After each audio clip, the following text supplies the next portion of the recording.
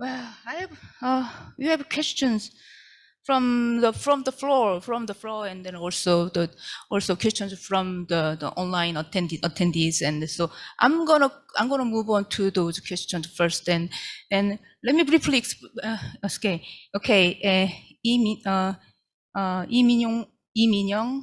이민경, everyone, and it says, she says it was interesting presentation. It was about Dr. Ma's presentation. The issue of veterans and snatched soldiers is considered to be more important from the ideological and political viewpoints than from those of settlers and refugees. Anyway, I'm curious that Taiwan did send the snatched soldiers back to China to reflect their will, or they were accepted as settlers. And Dr. Ma, would you answer the question?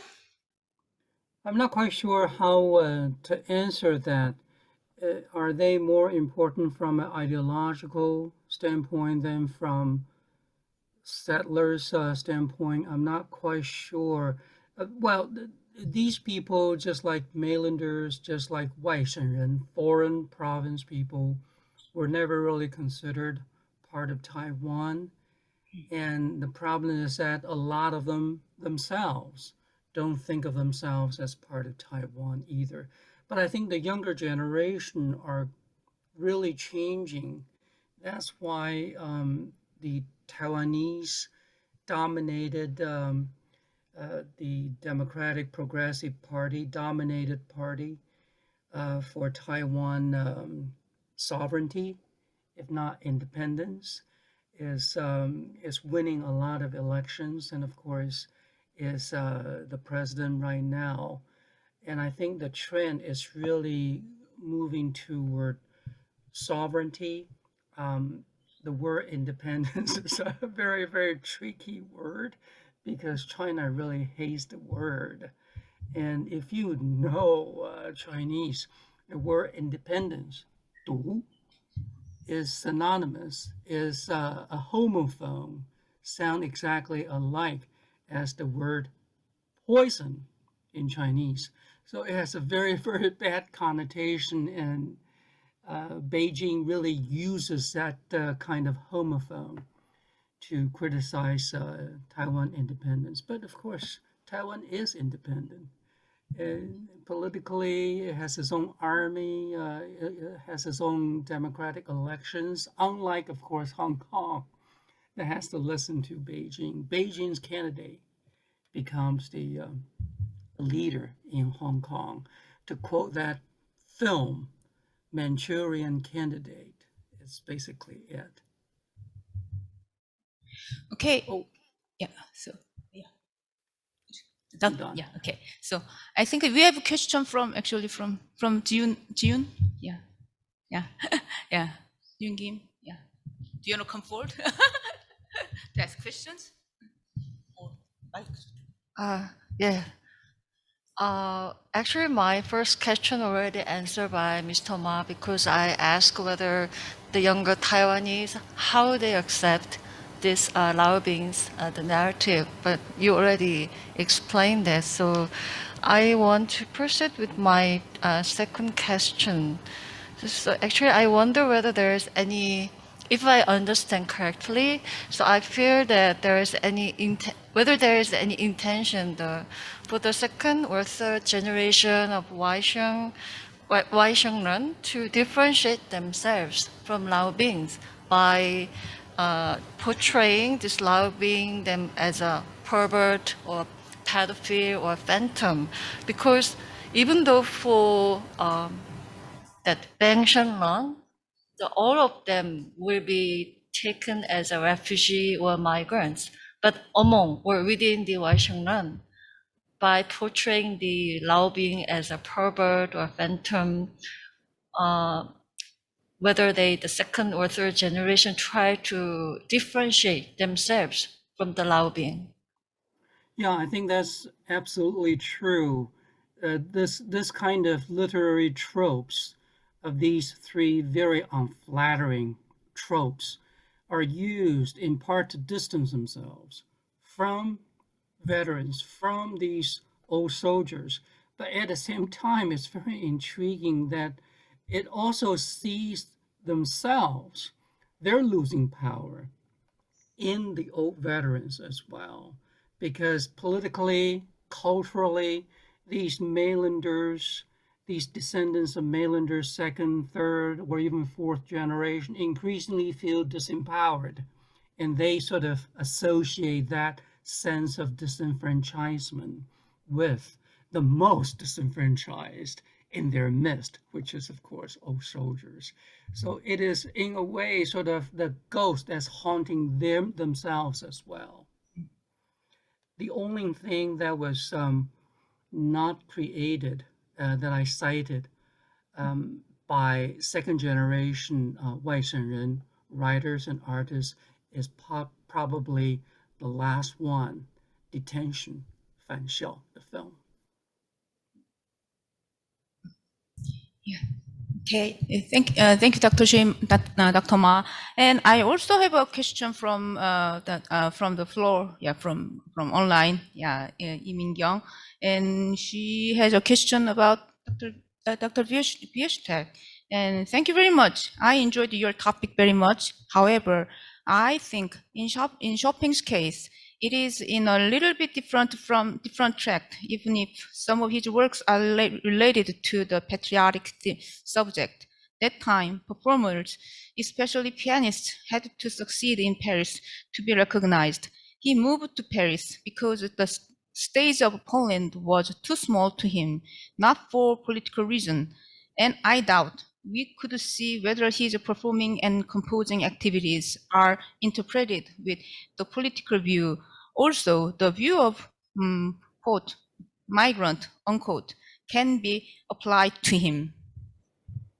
Thank you very much for this question. And yes, it is a proper and correct comment that, of course, he didn't emigrate because of the just because of the political reasons, or maybe not even mainly. And perhaps I have phrased it a little bit cursorily there, but what I meant by that inclusion of Frédéric Chopin in the group of the exiles who acted politically was just this, that precisely this, that using his position and his power of influence, he also performed some activities that contributed to that message of Poland trying to regain independence, participating in some concerts that popularized this idea. So thank you for clarifying this, and actually maybe when revising the paper for the publication, I will take more care with that. True. Yes. Okay. But can I take more questions from the floor? Do you have any? Yeah. Okay. Yeah.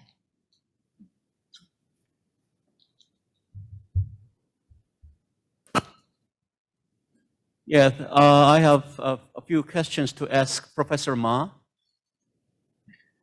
Thank you for your brilliant and interesting presentation. Let me give you two quick questions. Number one is that your title, Refugees with Guns, I think it's a little contradictory expression.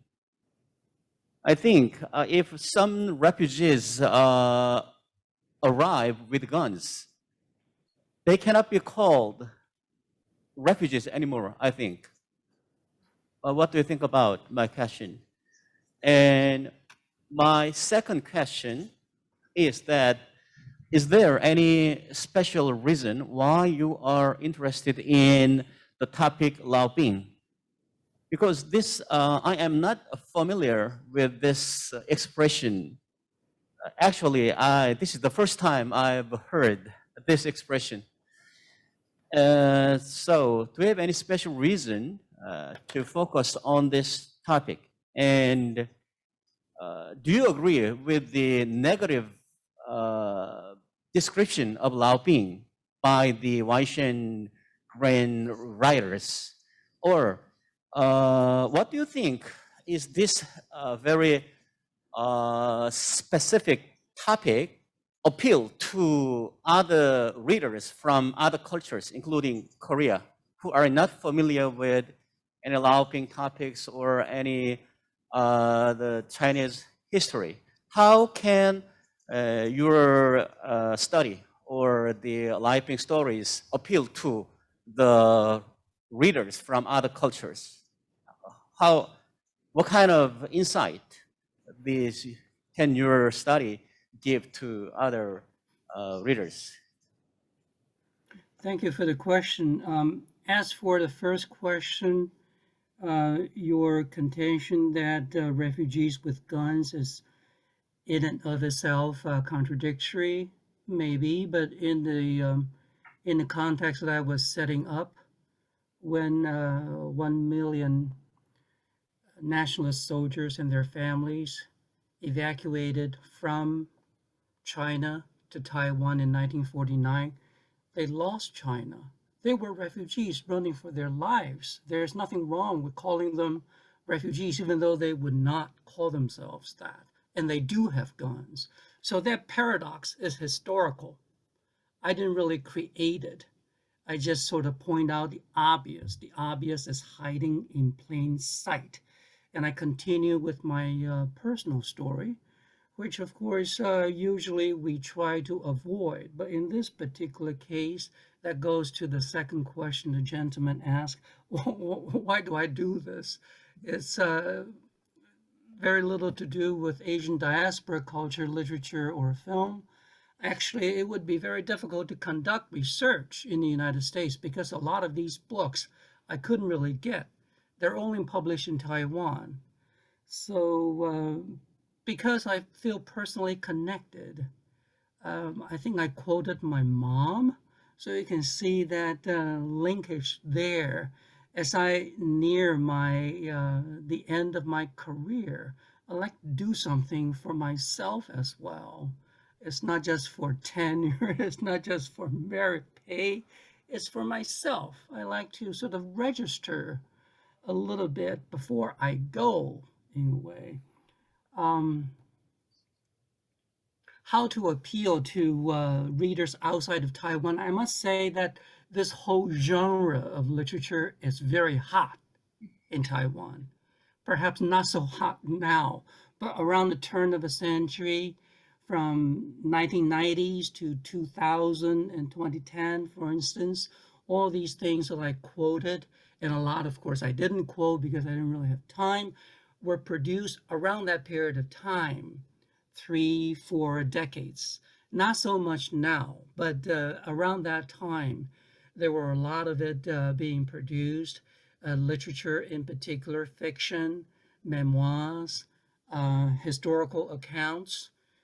Because of that, I guess that sense that second generation mainland Chinese, those 外省人, foreign province people, feel they were losing it. They were losing power. They were losing their identity, and they're trying to retrieve it. And they sort of did it by going to the very bottom, sort of the most abject, the most sort of despised population amongst them. Why? It, in a way, reflects their own sense of losing it, losing power. Of course, I disagree with that kind of representation of these old soldiers. I'm sure that some old soldiers were not good people, just like some professors were not good people. It exists in every corner of society, as I said. But to sort of paint them with a broad stroke and say that they're either pedophiles or perverts or ghost-like, it's just really unfair. Simply because they're the most vulnerable, the most voiceless, therefore we do that to them to make ourselves feel empowered? I disagree. Thank you. Yeah, Thank you so much for Dr. Ma answering that. Was a very difficult question, actually. Yeah, yeah, it was kind of the and I think Dr. Ma's presentation gave us kind of wide spectrum of studying Asian diaspora. Well, he himself is an English scholar, majored in English literature, but what is the meaning of working, studying Asian diaspora, and then by working on the root subjects located in Asia, and and in that sense, I have a question about Dr. Ma about kind of how would you compare the post-memory of Holocaust survivors, the descendants, and these Laobing descendants? I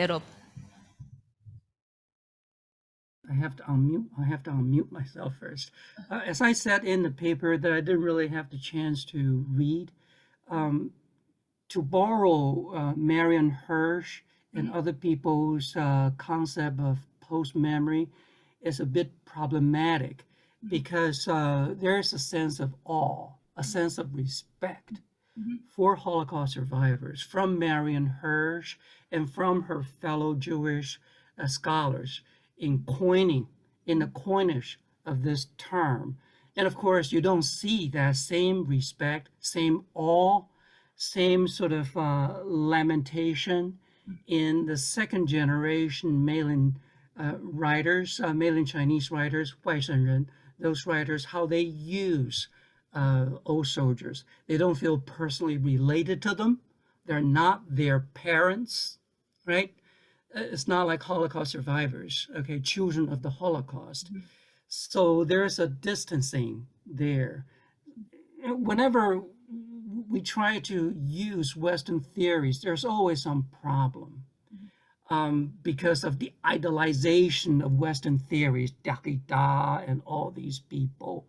We try to use them, we try to quote them whenever I go to Taiwan for a conference, to Asia for conferences. Asian scholars always quote Derrida and Foucault and all these people as if we can simply just borrow their theories. That will never, ever work. It's just name dropping. So I think the same here, to use that term post-memory is really kind of problematic as long as we know the differences. Before I go, can I ask my fellow panelists a question?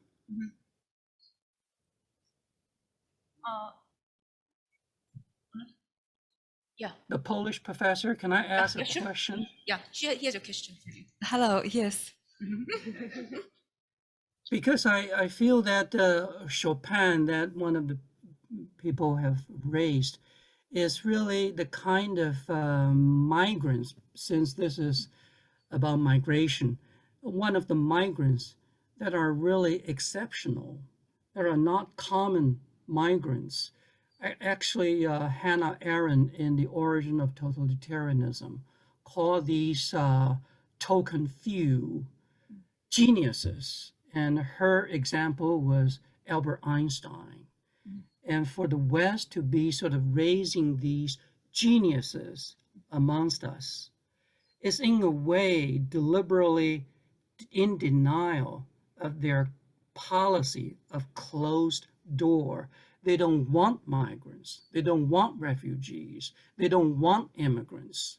They only want the geniuses like Albert Einstein, like Chopin, like Kazuo Ishiguro, the Nobelist for literature. They only want those people. Those few people actually is used by these Western countries as a way to show how open they are. They welcome immigrants with open arms, which is, of course, never the case.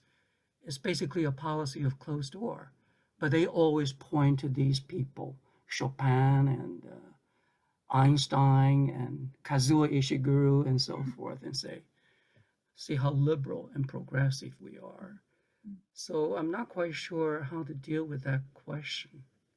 What do you think in the Polish context? Thank you for this question. Yes, those names that I have mentioned are the names of the leading intellectuals and cultural, political activists, because they were the leaders. They had the voice that was powerful. So it was them who could have organized legions, who could have organized funding needed for their causes. So in this sense, I have mentioned them, which is a side comment to the in this context of this paper. It is just a side comment to show that there were those lofty examples of what is possible to do while being abroad, while the border between being an exile, political exile, or just an immigrant is, I think, still blurry. So what is possible to do to achieve while being abroad, while your country is not independent, while your country is occupied? In fact, sometimes some of those emigres after the Second World War, looking back, of course, then one glorifies that past, and some of those emigres after the Second World War were even framing ideas such as it was these 19th century emigres who have won the Polish independence. But this also served as inspiration and motivation to action.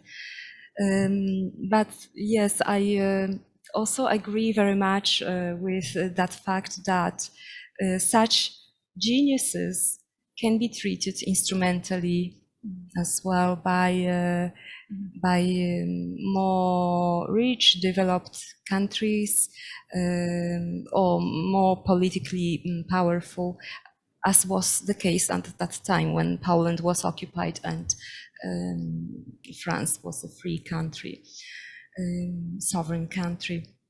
So I very much take this point that they can be treated instrumentally and used for the benefit of the image and for political benefit as well of those countries where they reside.